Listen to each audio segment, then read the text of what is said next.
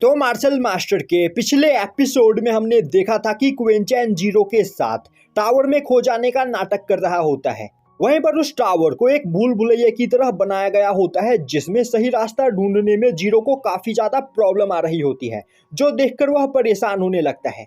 और अब जीरो को परेशान होते हुए देखकर क्वेंचैन दोबारा से वहां पर एक चाल चलते हुए बोलता है, जीरो आखिर तुम इस जगह पर अपना दिमाग और एनर्जी क्यों वेस्ट कर रहे हो? यह एक भूल भुलैया है, तो हम इस जगह से बाहर नहीं निकल सकते हैं। इस जगह से बाहर निकलने के लिए हमें अपना रास्ता बनाना होगा। यह बोलते हुए क्वेंचैन अपने सामने मौजूद सभी दीवारों को डिस्ट्रॉय करते हुए उस जगह से बाहर निकलने का रास्ता बनाने लगता है। वहीं पर क्वेंचैन मन ही मन सोच रहा होता है, इन्हीं में से किसी एक कमरे के अंदर रोयू कैद है, तो अगर मैं इन दीवारों को इसी तरह डिस्ट्रॉय करता रहूं तो जल्द ही रोयू मुझे यहाँ पर मिल जाएगी। अब कुछ ही टाइम के अंदर क्वेंचैन पूरे टावर के अंदर तबाही मचा देता है, जो देखकर टावर में रह रहे सोल्जर्स परेशान हो जाते हैं और अब वह उस जगह पर डिस्ट्रक्शन मचा रहे पर्सन को ढूंढने लगते हैं। यह देखते ही क्वेंचैन दोबारा से एक चाल चलते हुए जीरो से बोलता है, जीरो हमने यहाँ पर कई सारे दीवारों को डिस्ट्रॉय कर दिया है, तो अगर ग्रेट एल्डर ने हमें यहाँ पर पकड़ लिया तो वह हमें जरूर पनिश करेंगे, इसीलिए हमें इन सोल्जर्स से छिपना होगा। यह सुनकर जीरो काफी ज्यादा डर जाता है और अब वह क्वेंचैन के साथ वहां पर उन सभी सोल्जर्स से छिपने लगता है। और अब जीरो परेशान होते हुए बोलता है, ब्रदर टाइनू आपका मेथड भी इस जगह पर काम नहीं कर रहा है, तो आखिर हम सही रास्ते तक कैसे पहुंचेंगे? दूसरी ओर क्वेंचैन मन ही मन सोच रहा होता है, मुझे यहाँ पर जल्द से जल्द रोयू को ढूंढने के लिए पहले जीरो से पीछा छुड़ाना होगा, क्योंकि जब तक जीरो मेरे साथ रहेगा तब तक मैं बिना किसी प्रॉब्लम के रोयू को इस जगह पर नहीं ढूंढ सकता हूँ। यह सोचते हुए वह जीरो के कंधे के ऊपर हाथ रखते हुए बोलता है, ब्रदर इन लॉ यह भूल भुलैया सच में बहुत ही ज्यादा खतरनाक है, जिस वजह से मैं भी इससे बाहर निकलने का रास्ता नहीं ढूंढ पा रहा हूँ। पर मेरे पास एक और आइडिया है, क्यों ना हम इस टावर को डिस्ट्रॉय करते हुए यहाँ से बाहर निकल जाए और फिर मेन गेट से दोबारा टावर के अंदर आए। यह सुनते ही जीरो वहां पर कुछ सोचने लगता है, तभी क्वेंचैन जीरो को उठाकर टावर से बाहर फेंक देता है। अब टावर से बाहर आने के बाद जीरो खुश होने लगता है। वहीं पर वह सोच रहा होता है, अब मेन गेट के रास्ते में अपने फैमिली मेंबर्स के पास जल्द ही पहुंच जाऊंगा। पर तभी टावर को गार्ड कर रहे सोल्जर्स जीरो को वहां पर कैप्चर कर लेते हैं। दूसरी ओर क्वेंचैन जीरो से पीछा छुड़ाने के बाद दोबारा से वहां पर रोयू को ढूंढना स्टार्ट करता है। वहीं पर वह सोच रहा होता है, इस टावर के चारों ओर एक डीमन सीलिंग फॉर्मेशन बनाया गया है, पर इसके बावजूद सभी लोग इस टावर के बाहर जा पा रहे हैं। इससे यह साबित होता है कि इस डीमन सीलिंग फॉर्मेशन को यहाँ पर रोयू को टावर से बाहर निकलने से रोकने के लिए ही क्रिएट किया गया है। तो मुझे अब जल्द से जल्द यहाँ पर रोयू को ढूंढना होगा, क्योंकि मेरे पास अब बस एक रात का टाइम है। अगर इस टाइम में मैंने रोयू को यहाँ पर नहीं ढूंढा तो ग्रेट एल्डर मुझे ढूंढ निकालेंगे और फिर वह मुझे जबरदस्ती अपने साथ यहाँ से ले जाएंगे। अब क्वेंचैन रोयू को ढूंढ ही रहा होता है कि तभी उसे दो सोल्जर्स दिखाई देते हैं, जो आपस में बात करते हुए बोल रहे होते हैं, ग्रेट एल्डर भी सच में हद करते हैं। उन्होंने इतनी रात में हमें लेडी होंगचैंग को उस कमरे के बारे में इन्फॉर्म करने के लिए भेजा है। अभी दूसरा सोल्जर बोलता है, हम बस मामूली सोल्जर्स हैं, हमारे पास यह करने के अलावा कोई दूसरा रास्ता नहीं, हम ग्रेट एल्डर के ऑर्डर को यहाँ पर अनसुना नहीं कर सकते हैं। दूसरी ओर एक जगह से छिपकर क्वेंचैन यह सब कुछ सुन रहा होता है और अब वह सोचने लगता है, लेडी होंगचैंग तो रोयू की आंट है और यह सोल्जर्स लेडी होंगचैंग को किसी कमरे के बारे में इन्फॉर्म करने के लिए जा रहे हैं, तो जरूर उसी कमरे के अंदर रोयू कैद होगी। मुझे इन सोल्जर्स से उस कमरे के लोकेशन के बारे में पता करना होगा। यह सोचते हुए क्वेंचैन काफी तेजी से उन दोनों सोल्जर्स के ऊपर अटैक करते हुए उन्हें अपने स्मॉल वर्ल्ड में ले आता है। अब यह सब कुछ इतना फास्ट होता है कि उन सोल्जर्स को वहां पर कुछ भी समझ में नहीं आता है और अब वह दोनों बोलने लगते हैं, आखिर यहाँ पर क्या हुआ और आखिर यह कौन सी जगह है। तभी एक सोल्जर अपने स्वॉर्ड को बाहर निकालते हुए चिल्लाने लगता है और बोलता है, आखिर हम पर अटैक किसने किया, जल्दी से हमारे सामने आओ। तभी क्वेंचैन उनके सामने आते हुए बोलता है, अगर तुम दोनों यहाँ पर जिंदा रहना चाहते हो तो चुपचाप से मेरे सभी सवालों का जवाब दो। और तुम दोनों से मेरा पहला सवाल यह है कि आखिर जी रोयू को किस जगह पर कैद करके रखा गया है। यह सुनते ही एक सोल्जर जोर जोर से हंसने लगता है और बोलता है, बेवकूफ, क्या तुम्हें सच में लगता है कि तुम हमसे यह इंफॉर्मेशन बाहर निकलवा सकते हो? आखिर तुमने हमें क्या समझ रखा है, हम जी फैमिली के लॉयल मेंबर्स हैं। यह बोलते हुए वह दोनों एक साथ क्वेंचैन के ऊपर अटैक करने के लिए आगे बढ़ते हैं, पर तभी क्वेंचैन वहां पर स्पिरिचुअल चेन्स को समन करते हुए उन दोनों को बांध देता है। अब वह दोनों सोल्जर्स गुस्से में चिल्लाते हुए बोलने लगते हैं, हमें यहाँ पर मरना मंजूर है, पर हम तुम्हें कुछ भी नहीं बताएंगे। तभी क्वेंचैन हंसने लगता है और बोलता है, क्या तुम दोनों को सच में लग रहा है कि मैं तुम्हें यहाँ पर जान से मारूंगा? नहीं, मैं तुम्हें जान से नहीं मारूंगा। यह बोलते हुए वह उन दोनों को एक और देखने के लिए बोलता है। अब वह दोनों पर्सन जैसे ही अपना सर घुमाकर उस ओर देखते हैं, वह नोटिस करते हैं कि क्विंचैन ने उस जगह पर एक डीमन को बांध कर रखा होता है और अपने सामने एक एंशिएंट डीमन को देखकर वह दोनों काफी ज्यादा डर जाते हैं। अब क्विंचैन उस डीमन के सामने जाते हुए बोलता है, इस डीमन ने भी यहाँ पर मेरे सवालों का जवाब देने से मना कर दिया, तो देखो अब मैं इसके साथ यहाँ पर क्या करता हूँ, क्योंकि अगला नंबर तुम्हारा ही है। वहीं पर वह डीमन गुस्से में चिल्लाते हुए बोल रहा होता है, तुम भले ही मुझे यहाँ पर जान से ही क्यों ना मार दो, मैं तुम्हें कुछ नहीं बताऊंगा। अब क्विंचैन अपने थंडर ब्लड लाइन का यूज करते हुए उस डीमन को इलेक्ट्रिक शॉक देना स्टार्ट करता है, जिससे वह डीमन दर्द के मारे वहां पर चिल्लाने लगता है। और अब इतने ज्यादा पावरफुल डीमन को इतने दर्द में देखकर वह दोनों सोल्जर्स काफी ज्यादा डर जाते हैं। तभी क्विंचैन दोबारा से अपनी थंडर ब्लड लाइन का यूज करते हुए धीरे धीरे उस डीमन के सोल को डिस्ट्रॉय करना स्टार्ट करता है। साथ ही साथ अब वह उस डीमन के सोल के 4 टुकड़े कर देता है और अब वह एक एक करके उस डीमन के सभी सोल को वहां पर टॉर्चर करने लगता है, जो देखते ही वह दोनों सोल्जर्स काफी ज्यादा डर जाते हैं और बोलने लगते हैं, आखिर यह पर्सन है कौन? आखिर कोई पर्सन इतना ज्यादा इवल कैसे हो सकता है? यह पर्सन इस डीमन के सोल को भी यहाँ पर टॉर्चर कर रहा है, जिससे मरने के बाद भी इस डीमन को यहाँ पर कभी शांति नहीं मिलेगी। आज से पहले हमने इतना इवल पर्सन कभी नहीं देखा। तभी क्विंचैन दोबारा से उस डीमन के सोल के सभी टुकड़ों को उसकी बॉडी के अंदर ट्रांसफर कर देता है और अब वह उस डीमन को वहां पर अपना स्लेव बनाने की कोशिश करता है, पर उस डीमन के सोल सी के अंदर एक सोल प्रोटेक्टिंग फॉर्मेशन बना हुआ होता है, जिस वजह से क्विंचैन उस डीमन को अपना स्लेव बनाने में फेल हो जाता है।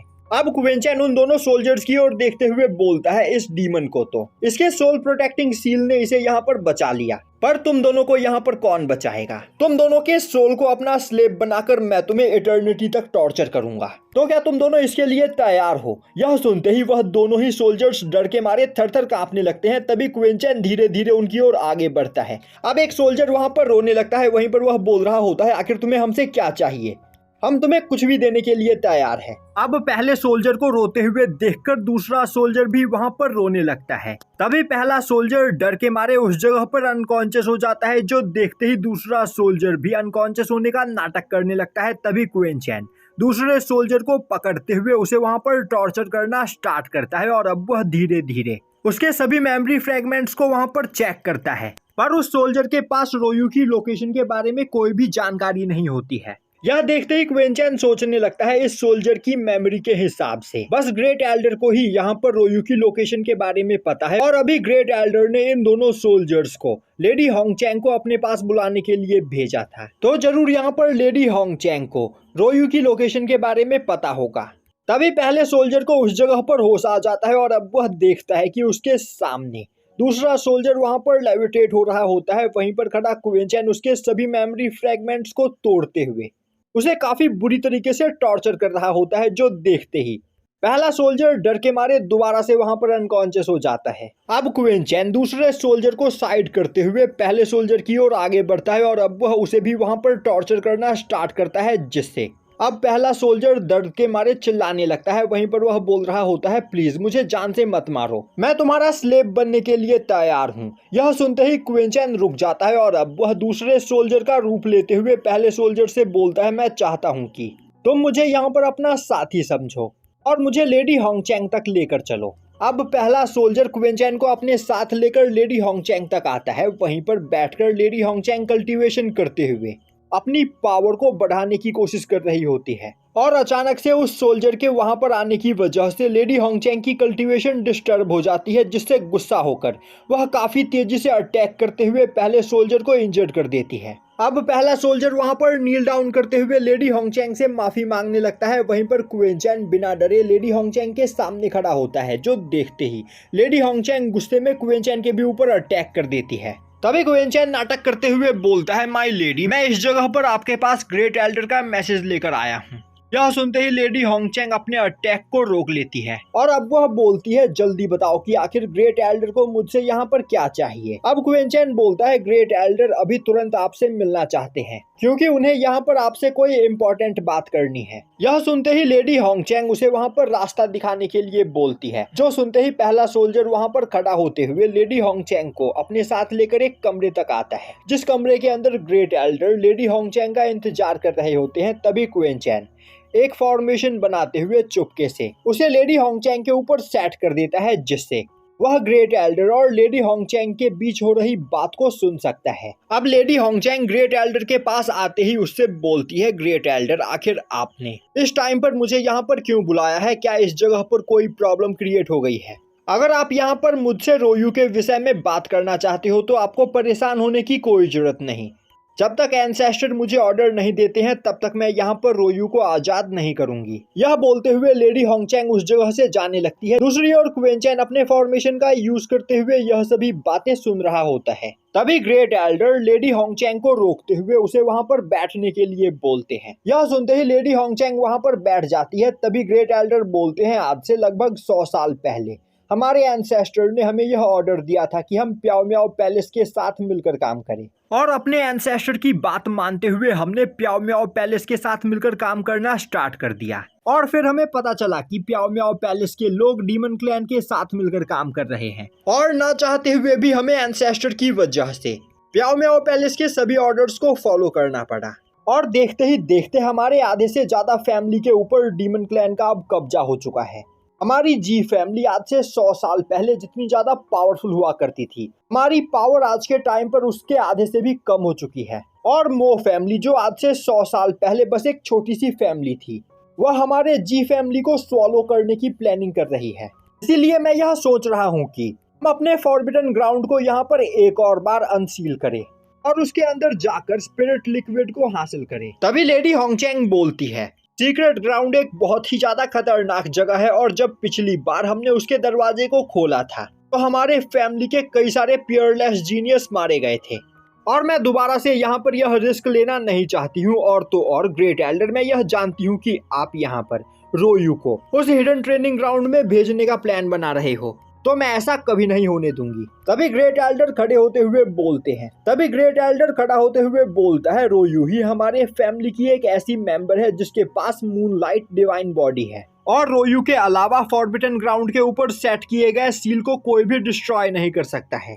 हमारा एंसेस्टर जीवुसु एक बेवकूफ था जिसने अपने एक बेवकूफ दोस्त के लिए अपने पूरे फैमिली की जान खतरे में डाल दी। साथ ही साथ उसने हमारे फॉरबिडन ग्राउंड के ऊपर भी एक सील सेट कर दिया, जिस सील को बस मूनलाइट डिवाइन बॉडी वाला पर्सन ही अनलॉक कर सकता है। अगर जीवुसु ने हमारे फॉरबिडन ग्राउंड को सील नहीं किया होता तो आज हमारे पास उस फॉरबिडन ग्राउंड में मौजूद सभी ट्रेजर्स होते, जिसके बाद हमें प्याओ म्याओ पैलेस की गुलामी नहीं करनी पड़ती। तो हमारे फैमिली को डिस्ट्रॉय होने से बचाने का हमारे पास इसके अलावा कोई दूसरा रास्ता नहीं है। रोयू को उस फॉरबिडन ग्राउंड को अनलॉक करना ही होगा। अब लेडी होंगचैंग बोलती है, अगर रोयू उस फॉरबिडन ग्राउंड को अनलॉक करने से मना कर देती है तो क्या होगा? यह सुनते ही ग्रेट एल्डर एक गहरी सांस लेते हुए बोलता है, तब हमारे फैमिली का डिस्ट्रॉय होना तय है, क्योंकि प्याओ म्याओ पैलेस हमारी पूरी जी फैमिली को डिस्ट्रॉय कर देगा। और अगर प्याओ म्याओ पैलेस ने हमें यहाँ पर बख्श भी दिया तो मो फैमिली के लोग हमारी फैमिली को डिस्ट्रॉय कर देंगे। दूसरी ओर अपनी जगह से खड़ा होकर क्वेंचैन यह सब कुछ सुन रहा होता है, और अब यह सुनते ही वह काफी ज्यादा परेशान हो जाता है और सोचने लगता है, यह सभी लोग जबरदस्ती रोयू से फॉरबिडन एरिया का दरवाजा ओपन करवाने वाले हैं। मैं जानता हूँ कि वह फॉरबिडन एरिया कितना ज्यादा खतरनाक जगह है, तो मुझे यहाँ पर जल्द से जल्द आज ही रोयू को आजाद करवाना होगा, वरना उसकी जान को खतरा हो सकता है। और यहीं पर यह एपिसोड खत्म हो जाता है।